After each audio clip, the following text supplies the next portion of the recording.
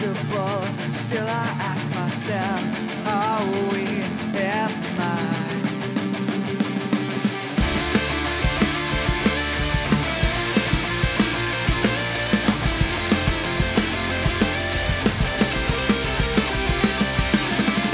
Hello, I'm Joseph D. Benedictus inside of the famous Steve Dangle room where Steve Dangle does his videos, Leaf fan reaction after every Leaf game on YouTube and now on Leafs TV. So how do you feel about that? Me on TV? How did that happen? No, I never would have expected that in a million years, honestly. It's great because I wake up in my studio every morning and I'm my own producer. Oh! Yeah, this is the production value.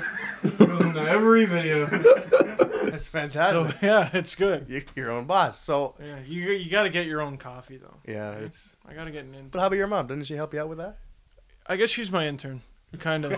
Yeah, but I don't know. Sometimes she leaves for work before I go to school, and you know. That's all right. Well, I mean, how did you first start this? What made you say like I'm gonna go do a Leafs video on YouTube? For like maybe at that point, maybe 3 people to watch. Yeah, honestly, I remember back when I think one video got like 26 views, something like that. And I remember like telling people like, "Hey, you know, I got 26 views. That's pretty cool."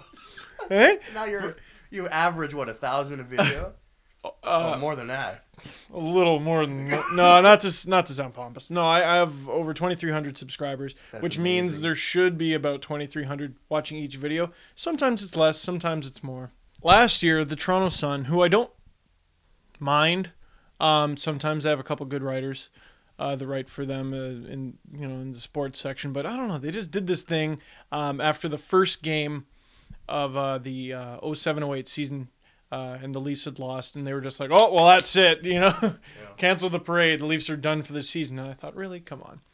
So I did a video just making fun of the ridiculous, overzealous kind of fanaticism and doom and gloom they have. This is how it all began. Hey, did you see the Leafs game last night? Oh my God, they lost their first game by 1 goal in overtime. They should probably trade the coach and trade all the goalies, but I don't know why they started. Oh, you know what I want you to get is this kid who's I don't want to say a copycat. He does the same thing, but for the Avalanche. He does the hat and everything. It's amazing. Justin, how's your tournament so far? Oh. It's going good, I guess. And I like that other people have started making a lot more videos. What I don't like though is people going, "Man, you started something." No. I mean, other people did this Tried before it, just I did. failed, probably. People maybe are drawn to you because you're not like the people on TV. You have different ideas. You say it like it is, and you also add comedy. So I think that's what draws a lot of people. And you do a lot of impressions. So like, what can you say about your impression? How do you get impressions? How do you get to do so well at your impressions? Well, like you kind of observe the player, his style on the ice and sorry, Best Toscala? yeah, I guess kind of. No, I used to. What was that? I did impressions and goofy things of just like teachers and professors and maybe some TV personalities and whatever before, and then because of these videos, it just gave me an excuse to do it for hockey players. Do you think anyone of the players from the Leafs have watched these impressions or even your commentary on the Leafs? Do you think they've watched them? Like, what would they think about that if they even saw it? I hope not.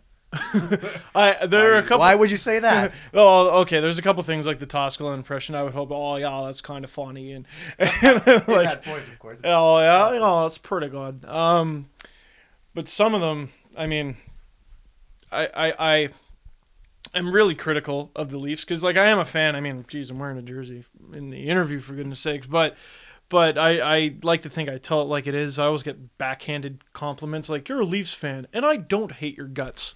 Props, man. And thanks. I don't know how to feel about that, but I get respect from some people, I guess, for not just being like, "Go Leafs." Yeah. Regardless. Say when they stink. I think it's valid that you say they stink. I think people like your honesty, actually, and well, I'm not sure the players do. No, maybe not. I think that's what people like about you is that you say things that maybe the TV people they wouldn't say? Like you just like I don't know. When I watch your videos, I think you relate to the people. Like how do you feel about do you feel that you're different from the TV announcers at all? I feel that I'm different from a lot of them, but then again, there's a reason that they're all where they are. I mean, they certainly know what they're doing, and one day I would like to be more like them and certainly more professional. And that's the one thing I don't want people thinking I'm a homer. But how about the people who don't appreciate you at all, the haters? How do you deal with them? I have a forum on the Facebook group that this guy made for me called My Favorite Hate Mails, and I just made a list. I really got to update that because I've gotten some fabulous ones since I last checked it. What can you say to these haters? Just one serious line to them. What can you give any advice? Take life less seriously. Enjoy the world. Go play with your friends. Save up and buy a bike. No, honestly, there's so much. Why would you just sit at your computer and just poop on someone's life like that textually? Yes. I don't understand it. I mean, if you want to criticize them, I welcome people who say, you're completely wrong and you don't know what you're talking about, and they explain why, and I go, oh well, I've actually read a few comments like that and gone, he's right, sort of thing. But when you just go, you're expletive and you expletive and I expletive yesterday in the middle of my I don't know, that's totally unproductive and just dumb and juvenile. Reasonable. Or what is the most challenge of doing these videos? The big finding time to do the videos. You must be extremely busy. School. It's not fun. It's not fun. I was just actually looking at the calendar over your shoulder, and everything in red is what's due.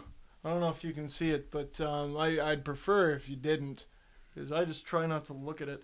But yeah, it's like I'll be doing an essay and then realize, there's a game on. Does it become a drag now? The Leaf game comes on. I'll be like, oh yeah, sort of thing. Like, there's a game. There's a game. There's a game, yeah. Oh, that's awesome. But my homework suffers. Yes. But whatever. But you're also making your name for yourself. So homework down, but a name for yourself goes up. That's weird. Eh? It was the first time it happened, I was blown away. Oh God. I was at a Toronto Marlies game. And the guy tugs on my sleeve or whatever, taps me on the shoulder. He goes, "Hey man, I'm a big fan." And my response was, "Of what?" Oh no! Because I'm an idiot. Oh no! And in a way, I think that speaks volumes about me, because I didn't turn around and go, Yeah. "Of mine." Yeah. But no, it just means I'm an idiot. This season's there's no way Leafs are gonna do anything very good at the end of this. You're right. Thank you. Now, coming from you, makes it feel good. Wow. What are your predictions for next season, real quickly? Okay, well, there's nothing on paper looking at the team that would make you say, yes, Leafs, they're going to be in the playoffs, or even that they're going to challenge for the playoffs. But when you look at Brian Burke, you look at some of the things they've done, he and his people have done in the past, and just kind of his personality, I don't see this team as the kind of team that'll wait 2, 3, 4, 5 years to fully rebuild and just be horrible and get first and second overall picks for that amount of time. I do think he's going to build through the draft to an extent, but I mean, and I really do believe when he says if he can make the playoffs like today, he would do it. But he just knows that the team's not that good enough. Next year, playoffs are a possibility, but something's going to have to change. That's good. Well, thank you very much, Steve Dangle, for talking to us, and all the best in the future. And maybe we'll come talk to you in a year from now and see how far you've been. Yeah, hopefully I will have upgraded the studio. And done all your work. Oh, yeah. I'm Joseph Benedict from the famous Steve Dangle Room.